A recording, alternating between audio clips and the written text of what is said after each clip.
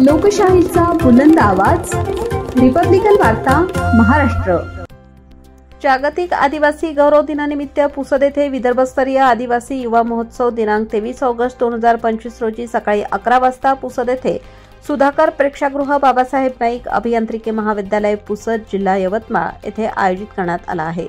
आदिवासी समाजाच्या प्रश्नाला आधुनिक गती देण्यासाठी पुसद येथे अखिल भारतीय आदिवासी विकास परिषदेच्या वतीने विदर्भस्तरीय आदिवासी युवा महोत्सवाचे आयोजन मोठ्या थाटात होणार आहे। या महोत्सवाचे उद्घाटक आदिवासी विकास विभागाचे राज्यमंत्री इंद्रनील नाईक तर अध्यक्षा आदिवासी विकास आयुक्त लीना बनसोडे उपस्थित राहणार आहेत।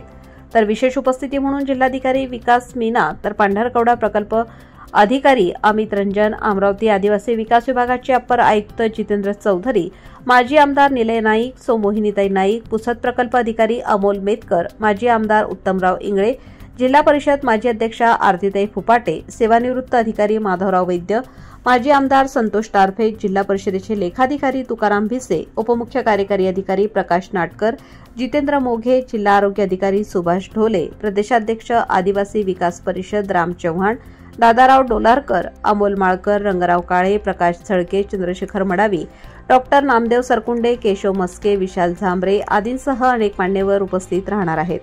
सर्व आदिवासी बांधवांनी तसेच पुसद परिसरातील नागरिकांनी या कार्यक्रमाला उपस्थित राहावे असे आवाहन अखिल भारतीय आदिवासी विकास परिषदेतर्फे करण्यात आले। या प्रसंगी अखिल भारतीय आदिवासी विकास परिषदेचे जिल्हाध्यक्ष ॲडव्होकेट सुनील ढाले, ॲडव्होकेट रामदास फडंगे, माधवराव वैद्य, सुरेश धनवे, रंगराव काळे, गजानन टारफे, नारायण कुऱ्हाळे, गजानन उघडे, किसन भुरके, संतोष गारुळे, राजू गायकवाड, तातेराव भडंगे, गणेश भुजाडे, बालाजी उघडे, विठ्ठल उघडे इत्यादींची उपस्थिती होती।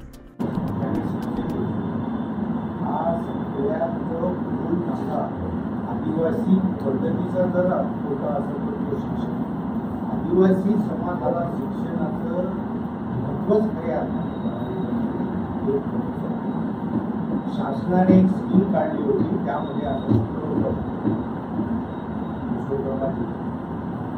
की 100% पटनोंदी, 100% उपस्थिती आणि 100% निकाल ही शासनाची जी काही योजना होती त्यामध्ये आमच्या आदिवासी समाजाची 100% पटनोंदी कधी झाली। म्हणजे आमचा बालक जन्मल्याबरोबर त्याला शिक्षणाच्या प्रवाहात आणलंच आणि आणलाय तरी तो उपस्थित राहिला। आता उपस्थित न राहण्याचे आणि कारण आणि त्याचा निकाल लागण्याची म्हणून हे आमचा आदिवासी समाज मागे राहण्याचं सगळ्यात महत्त्वाचं आहे हे शिक्षण।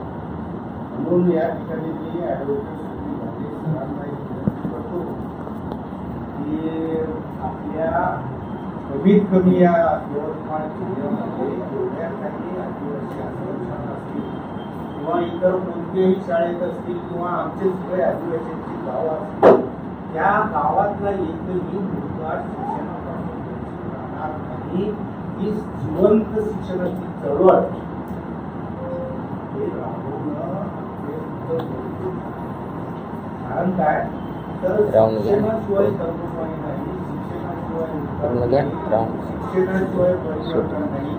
आणि डॉक्टर बाबासाहेब आंबेडकरांनी म्हणजे आदिवासी समाजासाठी काही स्थिती साधली, त्याला अजूनही कोणतेही सरकारने स्पर्शही केले तर आदिवासी पद्धती तर असं हे डॉक्टर बाबासाहेब आंबेडकरांना वाटत होतं की खरा विकास या देशामध्ये मागासवर्गीय सगळ्यात जास्त असलेला आदिवासी समाज आहे, त्याला जास्त सवलती देणं गरजेचं आहे आणि भारतीय घटनेने त्या दिल्या आहेत। परंतु त्याची अंमलबजावणी आतापर्यंत कोणत्याही सरकारने आणि याच्यासाठी मला असं वाटते की याचं नियोजनबद्ध असं नियोजन करावं, प्रत्येक गावाचा सर्वे करावा, सर्वे करावा आणि सगळ्यांना शिक्षणाच्या प्रवाहात आणावं आणि आदिवासी समाज हा का मागे राहिला याच्यावर विचार हे होण्यासाठी मला तर या ठिकाणी अतिशय चांगली बाब असं वाटायचं. रिपब्लिकन वार्ता न्यूज साठी Vidarbha उपसंपादक Rajesh Dhole, Yavatmal. Subscribe now and press the bell icon. Never miss an update.